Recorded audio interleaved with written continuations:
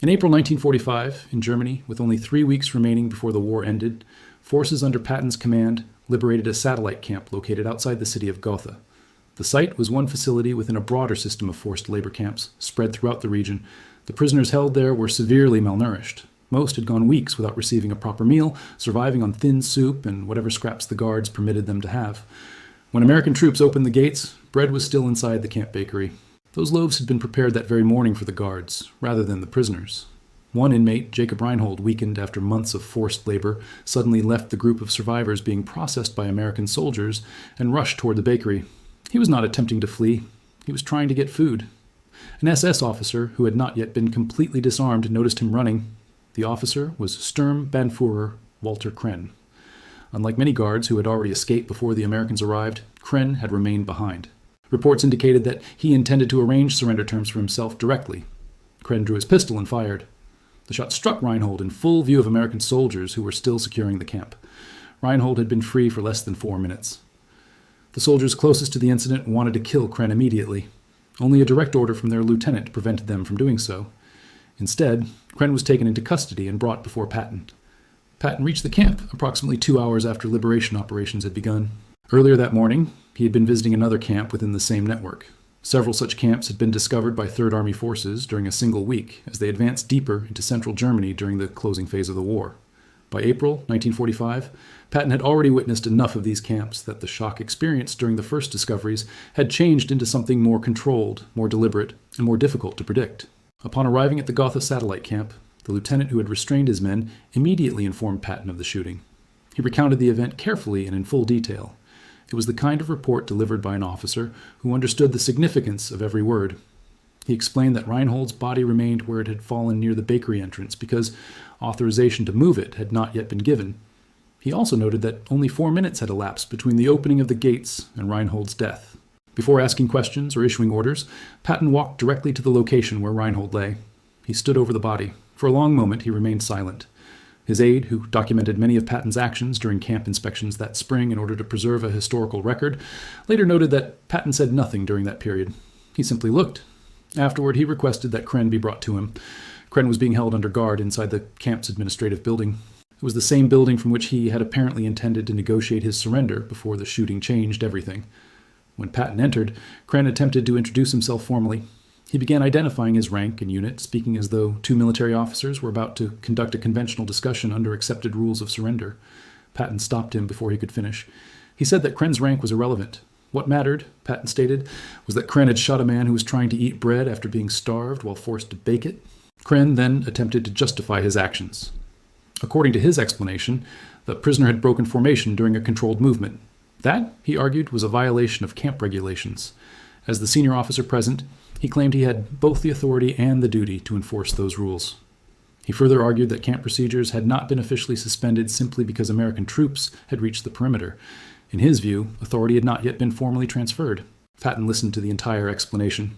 He allowed Krenn to finish every part of it before offering any response. Patton answered without hesitation. The moment American troops came through that gate, everything changed, he said. He told Krenn that he was no longer acting as a camp officer.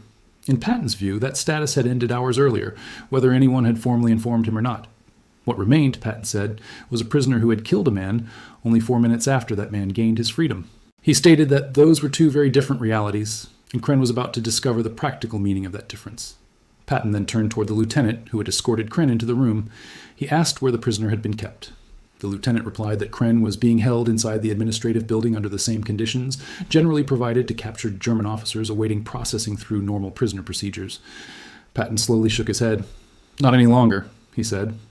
He ordered that Krenn be placed among the prisoners he had previously guarded, specifically among those who had survived. Patton directed that Krenn be given the opportunity to explain his actions directly to them, in their own language and in front of the people who had endured years of starvation, beatings, and death under the camp system. He added one further instruction. Krenn was to pass the bakery every day until higher authority determined his permanent fate. The lieutenant then asked whether this should be treated as an official order or merely an informal instruction, since such an arrangement existed far outside the normal procedures used for captured enemy officers awaiting tribunal review. Patton's answer was immediate. Put it in writing, he said.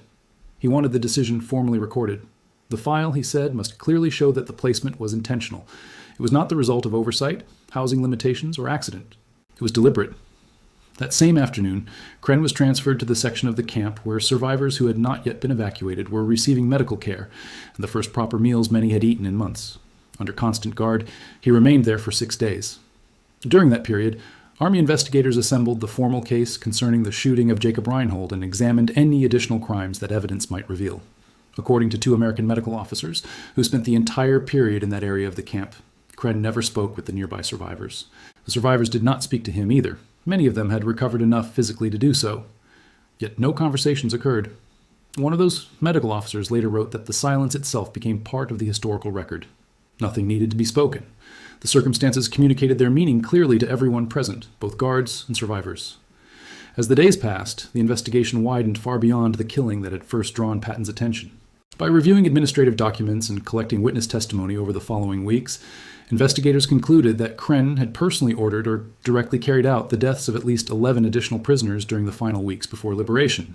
Those findings were separate from whatever broader responsibilities he had held within the camp's administration during the previous 2 years of its operation within the regional forced labor system. The shooting of Reinhold had been witnessed by multiple American soldiers during the liberation itself.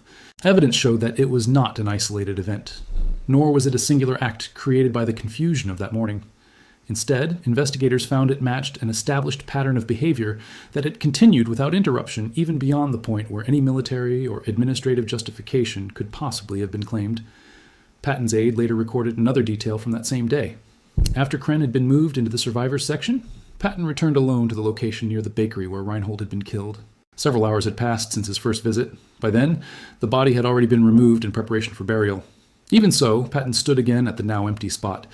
This time he remained there by himself for several minutes before anyone approached. No surviving diary entry from that night mentions the visit. If Patton recorded it, that document has not been found among the materials later examined by historians. What remains is a brief private note written by his aide. The note states that Patton returned to the location a second time on his own. Throughout the entire visit, he said nothing. Jacob Reinhold was 34 years old when he died. Jacob Reinhold had arrived at the Gotha satellite camp 8 months before his death. He had been transferred there from a larger facility within the same camp network as part of a forced labor relocation program. Throughout those 8 months, he was assigned to construction duties connected to the camp's continuing expansion. Records recovered after liberation identified his profession before deportation as a schoolteacher in his hometown. He had a wife and 2 children. At the moment of his death, American personnel reviewing camp documents had no knowledge of where they were or what had happened to them. That information would not be confirmed until after the war in Europe had officially come to an end. The bakery toward which Reinhold ran had been built for a specific purpose. Its function was to provide bread for the SS Guard contingent stationed at the camp. That fact was verified through administrative records that survived almost untouched because the guards departed too quickly to destroy them. Prisoners assigned to bakery work or employed nearby were forbidden from eating any of the bread they produced. Camp documents showed that violations of this rule routinely resulted in fatal punishment. Reinhold had never worked inside the bakery. He saw the building open and unguarded amid the confusion of liberation. He ran toward it. After 4 months of starvation, the appearance of food within reach left little room for consideration of danger. Sturmbannführer Walter Kren had served at the Gotha satellite camp during the final 14 months of its operation. Before that assignment, he had been transferred from another facility within the same regional forced labor network administered under the broader system. His personnel file survived intact after his capture. Nothing contained within it suggested that he expected the camp system to end. The documents reflected a man who anticipated the continued operation of the structure he had spent years helping administer and enforce. Witness testimony gathered after liberation described his decision to remain behind after most guards fled as a calculated choice. Kren believed that surrendering directly to American officers, rather than being captured while escaping, would earn him more favorable treatment as a prisoner of war. That calculation failed completely. Within minutes, his surrender no longer mattered compared with the events that unfolded that morning. Following Germany's formal surrender in May 1945, Kren appeared before an American military tribunal in the months that followed. Several officers from the same regional camp network were tried alongside him after being captured around the same period. The killing of Jacob Reinhold was introduced as a specific charge. It stood alongside evidence documenting a broader pattern of prisoner deaths connected to Kren's 14 months at the camp.